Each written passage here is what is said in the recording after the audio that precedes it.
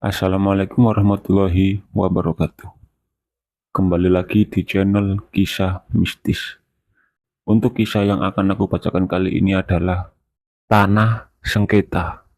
Dan sebelum masuk ke ceritanya, kalian bisa like video ini dan subscribe channel ini. Dan jangan lupa nyalakan lonceng notifikasinya, agar teman-teman tidak ketinggalan kisah-kisah berikutnya. Seperti apa kisah kali ini? Kita langsung saja masuk ke ceritanya. Tanah di sekitar Telaga Segaran selalu menjadi sumber pertikaian di desa itu. Konon, banyak nyawa yang melayang karena rebutan batas lahan. Namun selama beberapa dekade terakhir, tanah itu terlantar. Tak ada yang berani mengklaimnya. Warga desa percaya bahwa tanah di sekitar telaga sudah dikutuk. Setiap kali ada yang mencoba untuk mengelolanya, mereka selalu mengalami hal-hal aneh, dari kehilangan barang-barang hingga munculnya suara-suara misterius di malam hari. Tony, Rina, dan Sisi baru saja mendengar cerita itu dari seorang kakek tua saat mereka sampai di desa itu. Mereka datang dengan tujuan yang sangat jelas, membantu keluarga Rina yang sedang dalam sengketa dengan penduduk setempat terkait tanah di sekitar telaga. Kakak itu lebay banget gak sih? Ucap Sisi sambil tersenyum tipis. Telaga terkutuk katanya. Aduh, mana sih yang begini pula diceritain? Rina menggelengkan kepala, menatap Sisi dengan tatapan serius. Lo tahu gak sih? Gue dulu sempat dengar cerita itu juga waktu kecil. Bahkan emak gue sering ngelarang gue ke sana. Tony yang sedari tadi diam, tiba-tiba berbicara.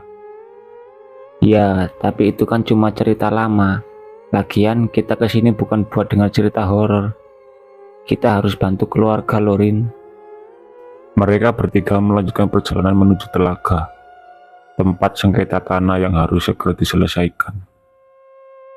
Di bawah terik matahari, mereka melewati jalan setapak yang mengarah ke telaga. Pepohonan besar menaungi jalur mereka, menciptakan bayangan yang terasa lebih sejuk di tengah panas siang. Namun seiring mereka semakin mendekat, suasana mulai berubah. Angin yang tadi sepoi-sepoi kini terasa lebih dingin, meski matahari masih bersinar terik. Sisi yang awalnya ceria mulai merasa tidak nyaman. Ia mempercepat langkahnya, mengikuti Rina dan Tony yang berjalan di depannya. Kalian dengar gak? Bisik Sisi tiba-tiba. Tony dan Rina berhenti, saling bertukar pandang sebelum menggelengkan kepala. Apa? Suara apa sih? Tanya Tony. Sisi mengernyit, menatap sekeliling dengan pandangan waspada. Kayak ada yang manggil nama gue. Ah, lo kebanyakan dengar cerita si kakek. Ucap Rina, berusaha mencarikan suasana. Namun wajahnya tak bisa menyembunyikan kekhawatiran yang muncul seiring dengan perasaan yang tak nyaman di perutnya. Tanah di sekitar telaga semakin dekat. Di sana, telaga tampak tenang.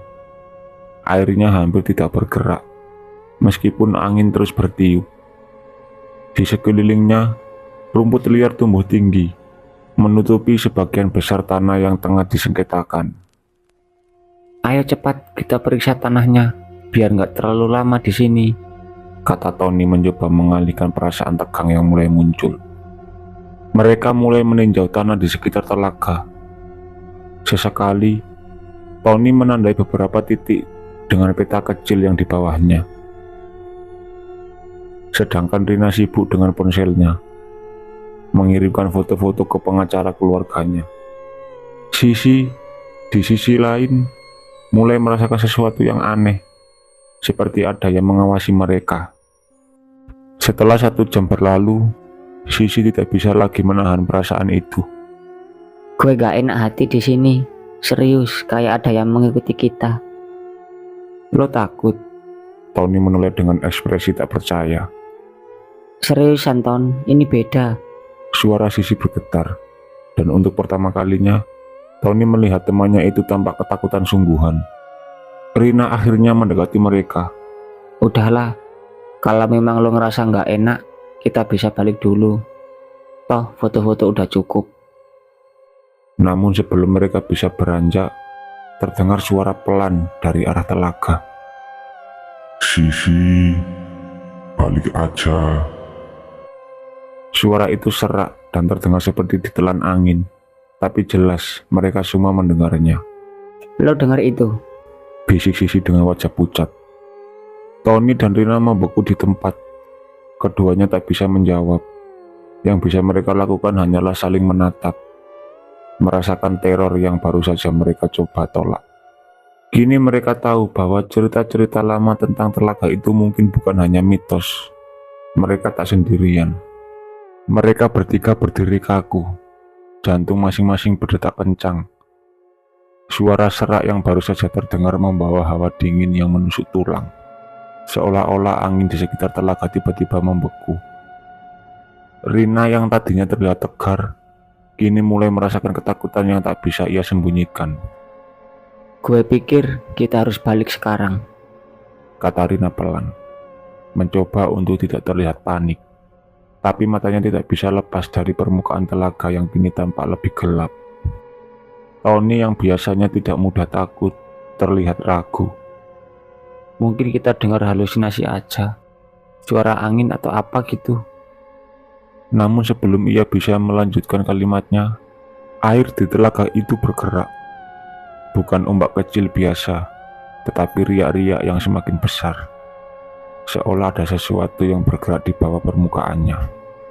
Mereka bertiga mundur perlahan, menatap telaga dengan perasaan campur aduk antara rasa takut dan penasaran. Tony, jangan gerak. Bisik Sisi dengan nada ketakutan. Tangannya mencengkeram lengan Tony erat-erat. Apa itu? Tony menoleh ke arahnya, lalu ke telaga. Sesuatu mulai muncul dari dalam air. Bukan manusia, bukan hewan, tapi sosok hitam yang kabur, samar-samar menyerupai siluet tubuh manusia. Matanya, atau setidaknya bagian di mana mata itu seharusnya berada, memancarkan cahaya merah samar. Rina mundur perlahan sambil menarik Sisi bersamanya. Kita harus keluar dari sini. Namun kaki mereka seakan tertanam di tanah. Suara-suara aneh mulai terdengar lagi. Kali ini lebih jelas, lebih nyata. Suara bisikan dalam bahasa Jawa yang tak mereka mengerti sepenuhnya. Tetapi intonasinya penuh ancaman. Kowe ora selamat. Jangan dengarkan. Kata Tony keras-keras, berusaha melawan rasa takut yang mulai menelan akal sehatnya. Ia meraih tangan Rina dan Sisi, lalu berlari menjauh dari telaga. Namun setiap langkah yang mereka ambil terasa semakin berat, seperti ada sesuatu yang menahan kaki mereka, membuat tanah di bawah mereka terasa seperti hisapan lumpur. Di belakang mereka, sosok hitam dari telaga mulai bergerak naik ke daratan. Langkahnya lambat tapi pasti, seolah-olah menikmati ketakutan yang menyelimuti mereka bertiga. Kita gak bakal sempat kabur. Teriak Sisi dengan air mata mulai membasahi wajahnya. Mereka datang, Ton. Tony tidak berhenti. Ia menarik kedua temannya sekuat tenaga, berharap bisa menemukan jalan keluar dari tempat ini. Tapi semakin jauh mereka berlari, suara bisikan itu semakin keras. Seperti ada lebih dari satu suara sekarang, masing-masing menyebut nama mereka. Rina, Tony, Sisi. Rina terhenti, kakinya terasa lemas. Mereka tahu nama kita. Bisiknya ketakutan. Tony mencoba menenangkan dirinya, tapi ketakutan mulai menyusup ke dalam dirinya juga. Nggak peduli, Rin. Kita nggak bisa berhenti sekarang. Namun secepat kilat, Sisi tersandung dan jatuh ke tanah. Ia berteriak keras saat kakinya ditarik oleh sesuatu yang tak terlihat. Tony dan Rina segera berbalik dan mencoba menariknya. Tapi kekuatan yang menarik Sisi semakin kuat, menyeretnya perlahan-lahan menuju telaga. Jangan tinggalin gue, jangan. Teriak Sisi dengan penuh ketakutan. Sementara Tony dan Rina berjuang mati-matian menariknya. Mereka berdua merasa putus asa, Kaki Sisi sudah hampir masuk ke dalam air ketika tiba-tiba jeritan tajam terdengar dari arah telaga. Seperti suara yang berasal dari makhluk tak dikenal. Suara itu menggema di udara, membuat telinga mereka berdenging. Dalam sekejap, cengkraman pada kaki Sisi menghilang. Ia tersentak, jatuh ke pelukan Tony yang segera membantunya berdiri. Wajah Sisi basah dengan keringat dan air mata. Tubuhnya bergetar hebat. Lo nggak apa-apa? Tanya Rina panik. Sisi hanya mengangguk pelan, tak sanggup berkata-kata. Matanya tetap terpaku pada telaga yang kini kembali tenang, seolah tak ada apa-apa yang terjadi. Namun mereka semua tahu bahwa sesuatu baru saja terbangun dari tempat itu. Malam tiba lebih cepat dari mereka perkirakan. Mereka akhirnya tiba di rumah kosong yang mereka gunakan sebagai tempat menginap. Rumah itu dulunya milik keluarga Rina, tapi sudah bertahun-tahun tak dihuni. Kamar-kamar di dalamnya gelap dan berdebu, dengan hanya sedikit perabotan yang tersisa. Di luar, angin malam berhembus membawa suara gesekan dedaunan yang membuat suasana semakin mencekam. Mereka duduk di ruang tengah, saling menatap dengan wajah pucat. Tak ada yang berbicara untuk beberapa saat, masih terkejut dengan apa yang baru saja mereka alami. Kita nggak bisa tinggal di sini lagi, Kata Sisi dengan suara bergetar. gue nggak mau mati di tempat ini. Tony mengangguk, meskipun di dalam dirinya masih ada rasa penasaran. Besok pagi kita langsung keluar dari desa ini. Gue nggak mau ambil resiko. Namun sebelum mereka bisa merencanakan lebih lanjut, pintu depan tiba-tiba terbuka dengan keras, seolah-olah didorong oleh angin kencang. Mereka semua melonjak kaget, menoleh ke arah pintu yang kini bergoyang perlahan. Terdengar langkah kaki di luar, langkah kaki yang berat, berirama lambat, tapi semakin mendekat. Siapa itu? Tanya Rina ketakutan, berdiri dengan gemetar. Langkah itu semakin dekat, sampai akhirnya sebuah suara familiar terdengar dari luar. Suara serak yang mereka dengar di telaga. Tony, Rina, Sisi, wis wayahe. Suara itu memenuhi ruang yang sempit, membuat darah mereka membeku. Langkah kaki terus terdengar, semakin mendekati pintu depan.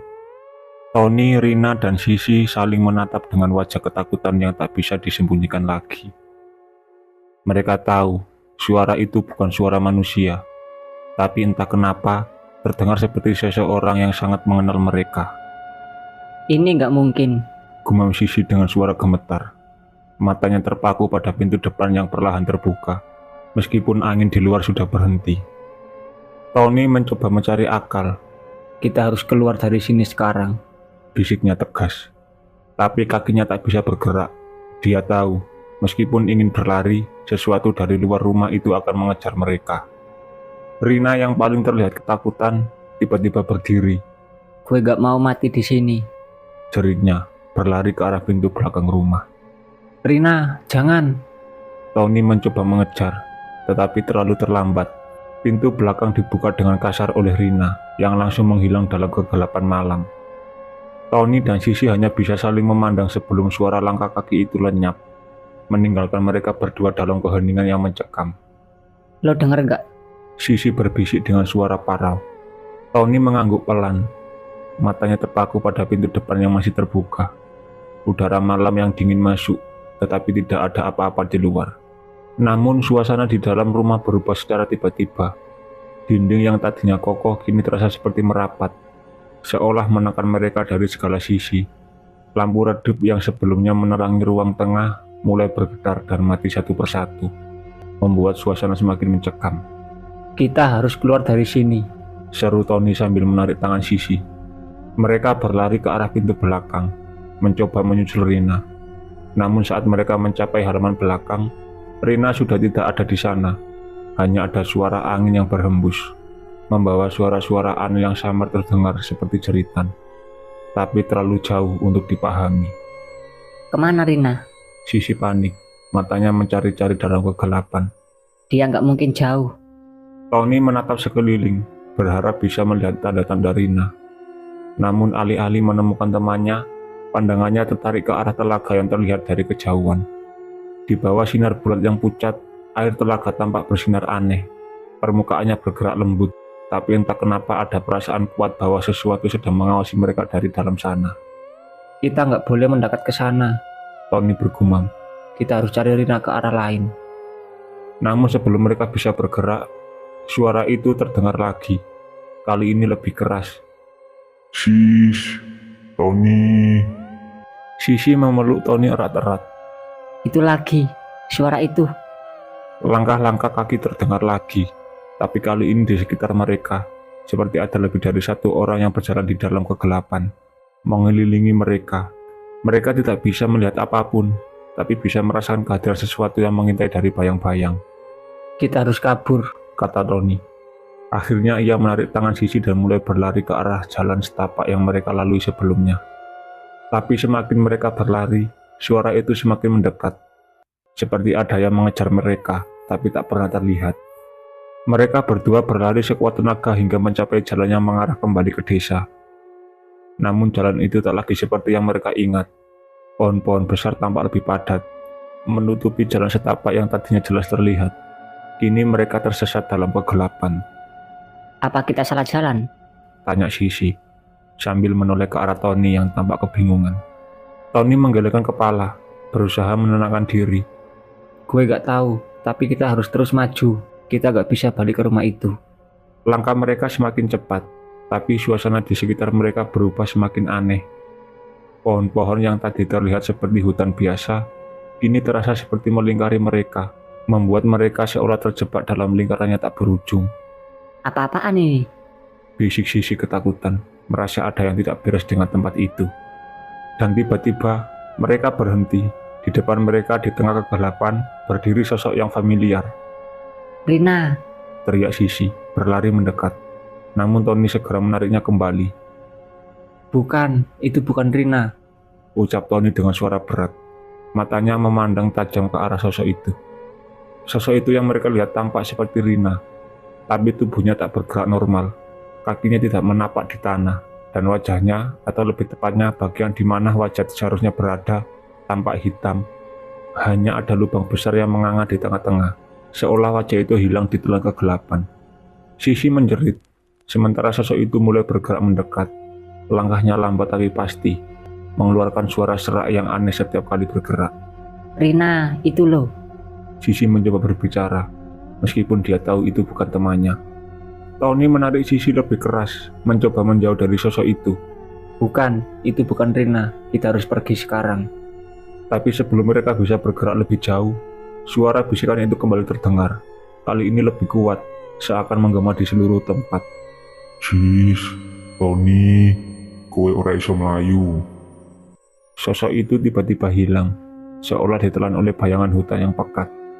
Namun mereka tahu bahwa bahaya belum berakhir.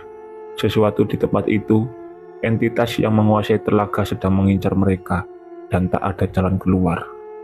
Tony dan Sisi terengah-engah di tengah kegelapan. Mata mereka melirik ke segala arah, mencari jalan keluar. Namun mereka hanya dikelilingi oleh pohon-pohon besar yang tampak hidup, melingkupi mereka seperti penjara alami. Langkah mereka terhenti, terperangkap oleh suasana yang penuh dengan energi jahat yang tak kasat mata. Suara-suara bisikan dalam bahasa Jawa terus terdengar, menggema di telinga mereka, membuat pikiran mereka semakin kacau. Kita gak bisa terus kayak gini, Ton. Bisik Sisi.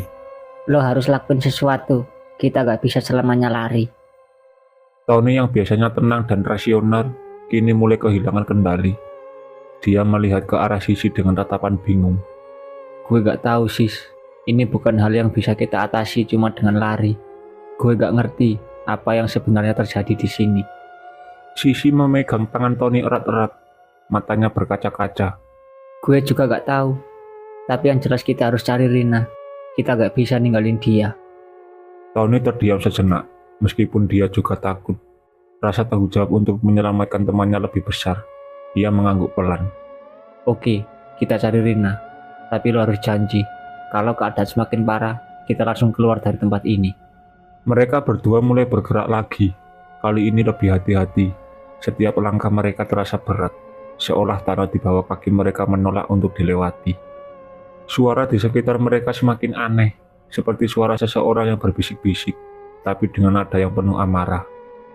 kowe ora oleh. Suara itu begitu dekat, seakan datang dari pohon-pohon di sekitar mereka. Tony dan Sisi saling berpandangan, tapi tak ada yang berani bicara. Mereka tahu, apapun itu sedang memperhatikan mereka. Langkah kaki mereka membawa mereka ke sebuah area terbuka di dalam hutan.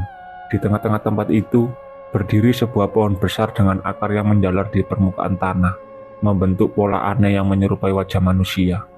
Di bawah pohon itu, ada seseorang yang duduk membelakangi mereka. Rina, Panggil Sisi pelan. Orang yang duduk itu tak bergerak, hanya diam dengan kepala menunduk. Tony maju beberapa langkah, mencoba mendekat. Ketika dia hanya beberapa meter dari sosok itu, tiba-tiba angin dingin berhembus kencang, membuatnya berhenti. Sosok itu perlahan-lahan menolehkan kepala. Itu memang Rina, tapi wajahnya pucat, mata kosong dan bibirnya membiru. Ada sesuatu yang salah dengan dirinya. Rina, Panggil Tony lagi, kali ini dengan lebih ragu. Rina tidak menjawab, hanya menatap mereka dengan tatapan kosong, dan kemudian dia mulai berbicara. Suaranya pelan, seperti bisikan, tapi anehnya bisa terdengar jelas di tengah suasana hening itu. aku wis nemokake. menemukan apa? Tanya Sisi dengan suara serak. Rina tersenyum, tapi senyumnya tidak normal. Ada sesuatu yang menyeramkan dalam caranya tersenyum. Seolah-olah dia tidak lagi menjadi dirinya sendiri. Kita ora bakal selamat. Kowe kabeh wis dipilih. Sisi tertegun, merasa hawa dingin semakin menekan dadanya. Dipilih buat apa? Rina, lo ngomong apa sih? Rina tertawa kecil, suaranya terdengar aneh dan menggema di udara. Kowe kabeh bakal dadi tumbal. Tiba-tiba Rina berdiri dengan gerakan kaku dan tak wajar. Tony dan Sisi langsung mundur, merasakan ada bahaya yang akan datang. Mata Rina yang kosong kini dipenuhi oleh cahaya merah samar, seperti makhluk yang telah sepenuhnya kehilangan jiwanya. Tony, kita harus pergi.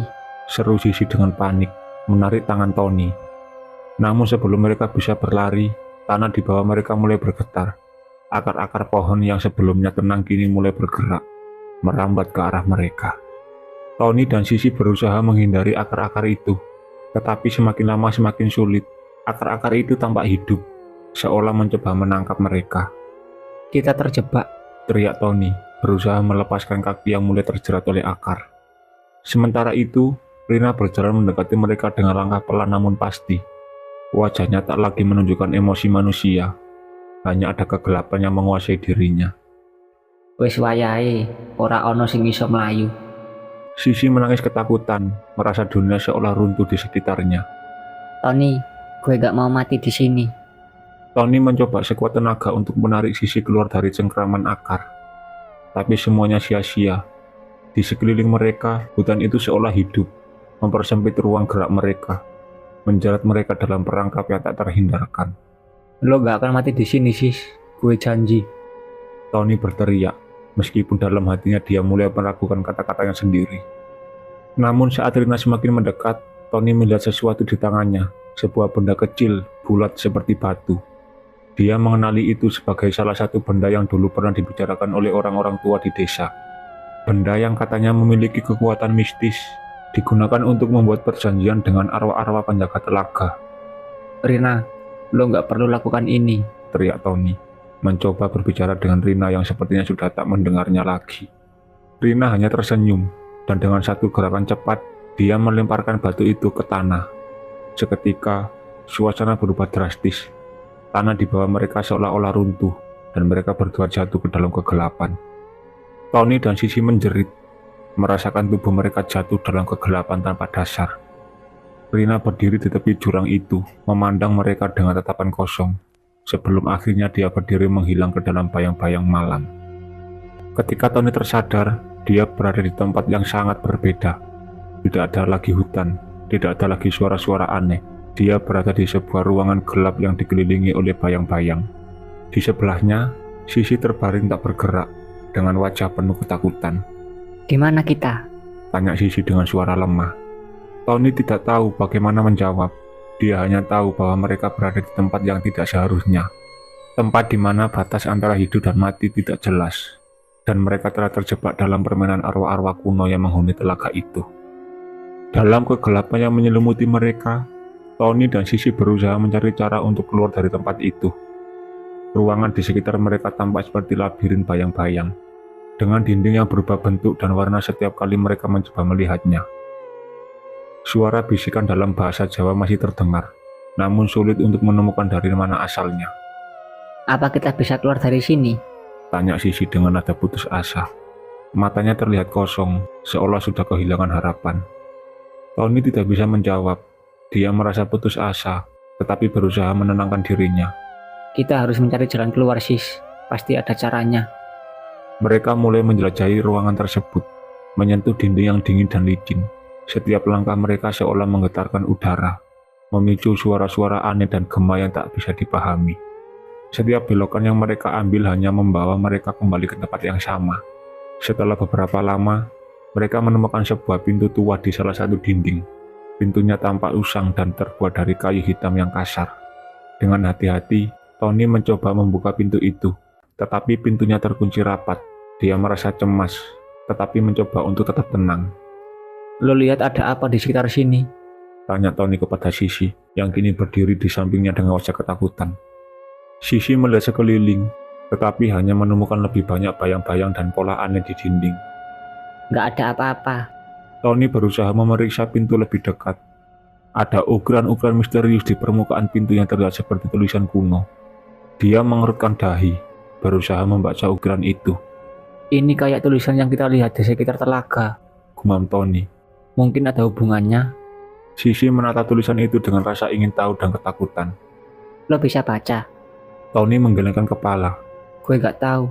Tapi mungkin ada cara untuk membuka pintu ini. Coba lo bantu gue, Sis. Mereka berdua mencoba meraba-raba ukiran di pintu. Seketika mereka menyentuh bagian tertentu, tiba-tiba pintu itu bergetar, dan seketika suara bisikan menjadi lebih keras. Kegelapan di sekitar mereka mulai bergerak, membentuk pola yang menyerupai lingkaran besar. Lo rasain ini? Tanya Tony. Kayak ada yang mau menghubungkan kita dengan sesuatu. Sisi hanya bisa mengangguk, matanya membesar dengan rasa takut. Apa ini? Pintu itu terbuka perlahan, dan di baliknya mereka melihat sebuah ruangan yang lebih terang, dengan cahaya merah menyala dari langit-langit. Di dalam ruangan itu, tampak sebuah altar dengan benda-benda kuno yang dikelilingi oleh lilin yang menyala. Ada juga gambaran-gambaran aneh di dinding yang menggambarkan ritual-ritual kuno. Tony dan Sisi melangkah masuk dengan hati-hati. Ruangan itu terasa mencekam, dan udara di dalamnya berat. Di tengah-tengah altar, terdapat sebuah kotak tua yang tampak seperti pusat dari semua kekuatan jahat yang mengendalikan tempat ini. Tony berusaha membuka kotak itu, tetapi terasa sangat berat. Kita harus buka kotak ini. Mungkin ada sesuatu di dalamnya yang bisa membantu kita keluar dari sini. Sisi mengangguk, meskipun wajahnya masih pucat. Cepatan, gue nggak tahan di sini. Setelah berjuang keras, Tony akhirnya berhasil membuka kotak itu. Di dalamnya terdapat sebuah benda berbentuk seperti batu permata berwarna merah. Cahaya dari batu itu tampak bergerak, seolah-olah ada kehidupan di dalamnya. Ini mungkin kunci untuk keluar dari sini, Kata Tony, memegang batu tersebut dengan hati-hati. Kita harus bawa ini dan cari cara untuk menggunakannya. Namun sebelum mereka bisa melanjutkan, suara langkah kaki terdengar lagi, semakin dekat. Tony dan Sisi menoleh, melihat sosok yang familiar namun ketakutan. Rina, Teriak Sisi, melihat temannya yang tampak semakin menyeramkan. Rina berjalan mendekat dengan langkah lambat, matanya masih kosong. aku wis ora iso mulai. Tony merasa hatinya berdebar kencang. Rina, tolong, kita butuh bantuan lo. Rina tidak menjawab, hanya mendekat dengan tatapan kosong. Dan di belakangnya muncul sosok-sosok lain, arwah-arwah yang sebelumnya mereka lihat di telaga. Ini berada di sini, seolah siap untuk menutup ruang mereka. Dengan cepat, Tony dan Sisi berlari menuju altar dan mengambil batu permata itu. Mereka tidak tahu cara menggunakannya, tetapi insting mereka mengatakan bahwa itu adalah satu-satunya cara untuk menyelamatkan diri. Lo pegang batu ini, Sis. Kata Tony sambil memberikan batu itu kepada Sisi. Gue coba cari jalan keluar.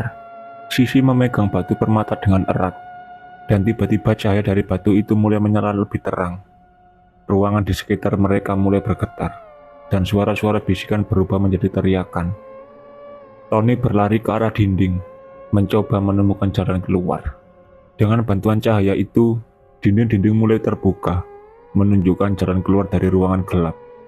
Tony dan Sisi berlari sekuat tenaga menuju jalan tersebut, diikuti oleh jeritan dan suara yang semakin menghilang. Akhirnya mereka sampai di luar ruangan gelap itu dan merasakan udara segar. Mereka berdua jatuh ke tanah, terengah-engah dan kelelahan. Di depan mereka terlihat telaga yang kini tampak tenang, tidak seperti sebelumnya. Lo rasa kita udah aman? Tanya Sisi, masih memegang batu permata dengan gemetar. Tony melihat sekeliling, merasakan kelegaan meskipun dia tidak sepenuhnya yakin. Mungkin kita aman untuk saat ini, tapi kita harus pergi dari sini secepat mungkin. Mereka berlari menjauh dari telaga, melintasi hutan menuju desa. Ketika mereka akhirnya sampai di desa, matahari mulai terbit, menandakan bahwa malam yang penuh teror akhirnya berakhir.